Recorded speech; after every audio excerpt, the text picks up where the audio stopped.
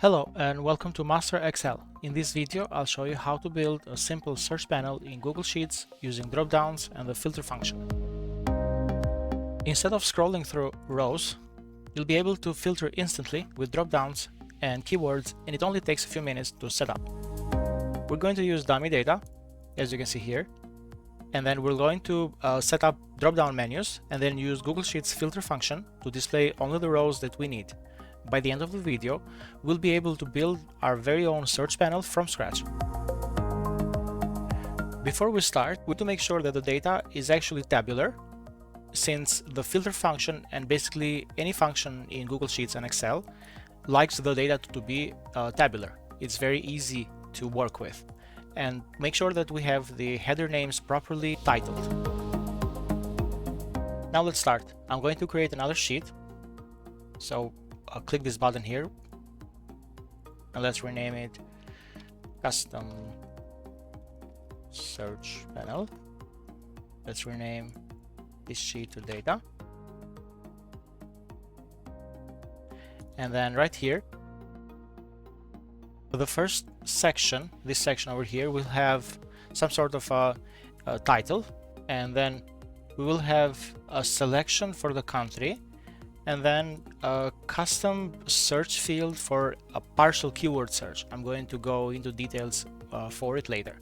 So first off, I'm going to select all these 4 cells, select this button here that says merge, and then let's give it a nice blue background and white font and some title that says custom search panel.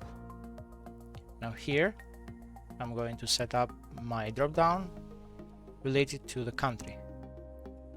Now let's select these 3 cells, merge them, and here is where the user will be selecting the country. Down here we're going to set up the partial keyword search, and the title will be partial name. Let's combine these, and the user can freely enter any keyword, and then we will build a function using filter to consider their chosen country and the partial name search. And we're going to develop a logic that we will consider filtering any rows that correspond to the selected country, and then any name or last name that contain at least the keyword that the user has searched. Let's set up the dropdown for the country. Right click on the country cell, go to view more cell actions and click on data validation, click on add rule, change the criteria to drop down from a range, and then in this cell here we're going to select all the countries that we have in our column, and we do that by clicking this box here, right, and then go back to the data tab, click on the C column header where it says C, left click here, hold your control button from the keyboard and left click on the country. What this does is selects everything from Japan, from row number 2 up to the bottom of the range. And then once we do that correctly, we click OK, and now we'll see here that all our names are deduplicated, so there is no duplicate names, and then we click on done. And if we go back to the custom search panel, we now see that we have this nice drop down value, and we can select or search. We can do also a partial search. For example, let's try Republic, and we have a bunch of countries, but for the purpose of this video, let's select, for example, Poland, right? And then let's do a partial name. Let's do something that ends with TA, for example, because in this case for this demo is also Poland, just so we can test out the function, right? So the user, let's say it's entering TA, and the user basically needs to view all the data that belongs to the country of Poland, and where the partial names contain the keyword TA. Let's now start to build a function. Equal sign, filter, go to the data tab, click on the column A, hold your left click and drag it up to column D, right? if we go back up here to the formula bar, we now see that the first argument that the formula expects is our very own data. Now we need to set up the first condition. So the first condition will be the country. Now, how do we select the country? We can either type in data, because that's the name of the page that we are looking into, hit the exclamation mark, and type in the column for the country. In this case, C up to C. What this does is tries to filter all the country names to our selection out of this entire range. And we need to press equal, and then we will do something like Poland, and then close the parentheses. In this case, after we hit enter, we should see the results for anything in Poland. The formula is here, but all the other cells do not have any formulas. This is called a result spill, right? So this formula over here takes this much space, and everything is Poland. Now, what if I change this to Japan? Nothing will happen. As you might have guessed, that's because my criteria is a static one. I have specifically typed in Poland. How do I connect it to show me any results based on my selection? Well, I do so by linking the cell reference. I delete Poland, and now I select B2. That's right. Right, so now it's showing all the results for country of Japan. Let's try it with something else. Let's do Portugal. Right, so it works. All my data belonging to Portugal are these rows.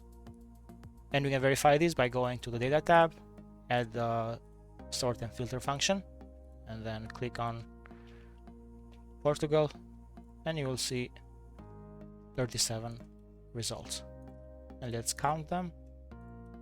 37 results as well. So for now, the filter function works, but we still have to build the partial name search. Now for the partial name search, this is somewhat advanced because we need to consider two main criteria. First off, our first name, let's say, should contain the keyword TA. It can be at the end, at the beginning, in the middle, wherever it likes, but at the same time, last name could also contain the keyword TA. Now that means that I'm looking for keyword TA either in the first name or in the last name, or it can be in both of them, as long as we have that keyword. Now, how do we build something that contains? This is achieved by a combination of two formulas. One of them is a search function, and the other one is number. Now, what these do?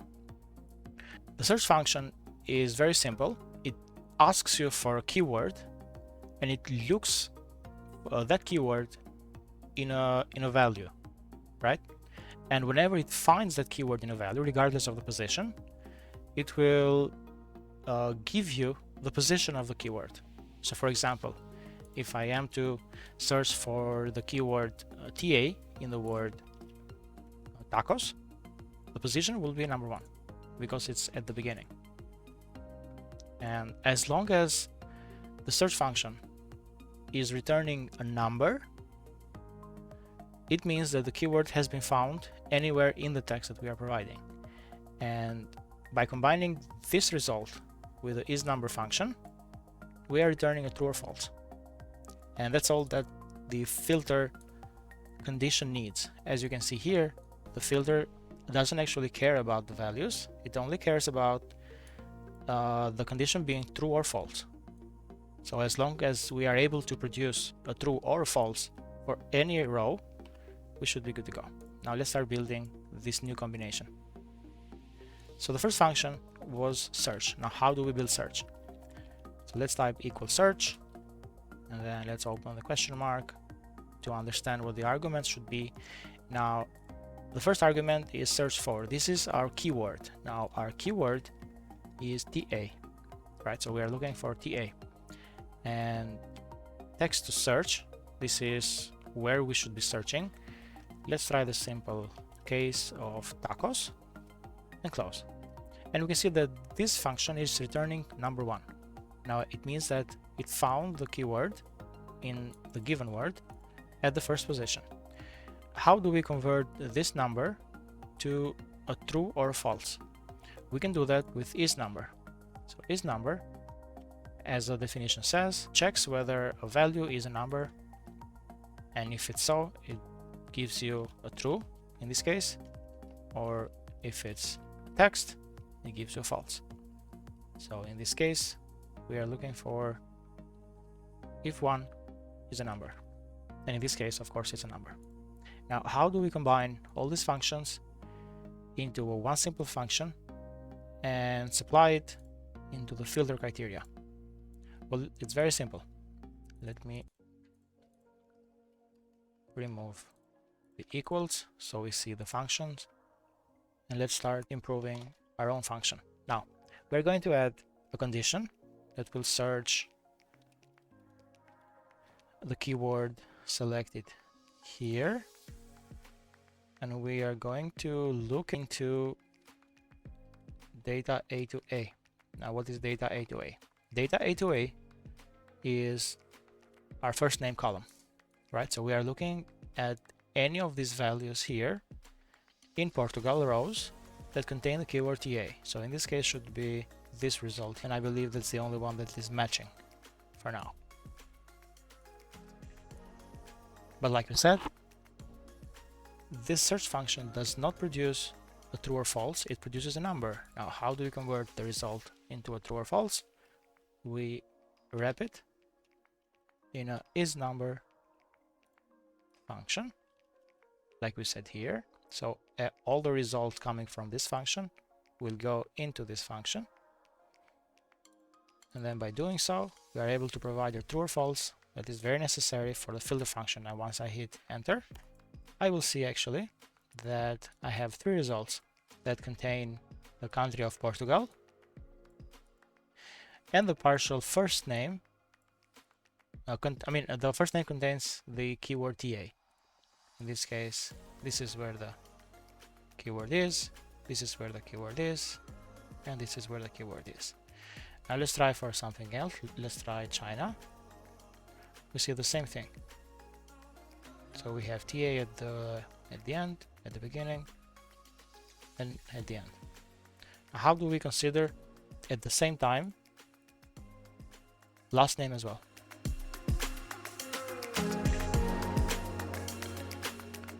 We can do so by combining conditions with a plus sign. Now, how does this work? If I am to combine a true and a true, both my conditions will be true. If I combine a true and a false, my conditions will be also true. If I combine a false and a true, it will be true as well. And if I combine false and a false, it will be false. This is the base logic for conditional combining, and we can apply it via the same manner by combining isNumber and search, but referencing our data B2B. Now this is very advanced. If you want, you can pause the video and watch it once again until you figure out the reasons why we do this and why this happens. Also leave a comment and I will be happy to explain with more details. So with this in mind, let's add the other condition and finalize the video.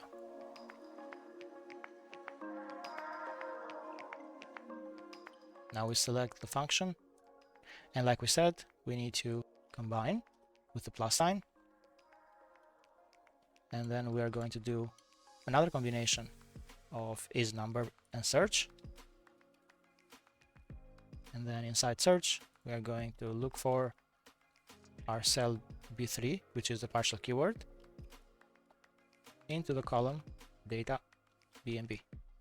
Now let's see, and in this case you should see that there is no difference because we have the TAs here, as we can see, but in our case there are no TAs here, and we know that whenever we see a true and a false, the result is true, and that's why the filter function is showing all those ranges. Let's try something else. Let's see if we have our partial keyword in both of them, and if we do, we're going to display the row, but in every other case we should not. How this works is by multiplication of conditional logic.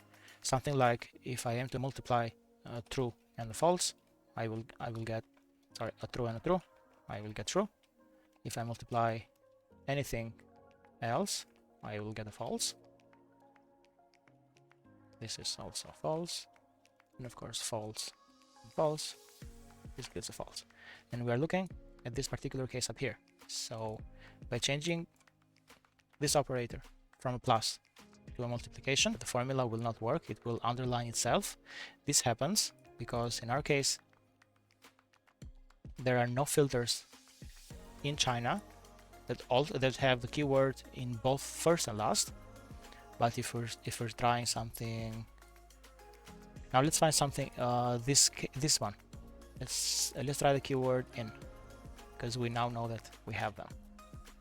And in China we do have four people that have the keyword in. This is where the keyword in is, and also in the last name. Same for the other individuals. And this is how we display and build a custom search function. Of course, we're going to delete these. And that's the very logic behind it. Now in the next step, we're going to build the headers. So as you can see, we are missing the headers. Headers, once again, are these up top. And we should also take care of edge cases. We call them edge cases, where we do not have any results at all. And instead of displaying hashtag NA, that stands for not available, we are going to substitute this error with something more human-friendly, something like there is no results for this combination. Now the headers. How do we do the headers? The simplest way to do the headers is by just copying them and pasting them in. And now we have the headers. Now let's try once again. We will see the headers. In the later videos, I will show you how to dynamically include the headers into the formula. That whenever you are searching and filtering, you will always see the headers. Now there is a function that handles the errors called ifError. ifError needs two arguments. One argument is the formula or the function that you expect values from. In this case, let's do sum1 and 1. And the next argument that it expects is whenever this function does not provide any valid results, what should I display instead? So for example, instead, I'm going to display no results. In this case, it gives us 2 because this function is valid. But if we try to, for example, sum a text and a text, we'll see that it will give no results. We will do the same with our filter function.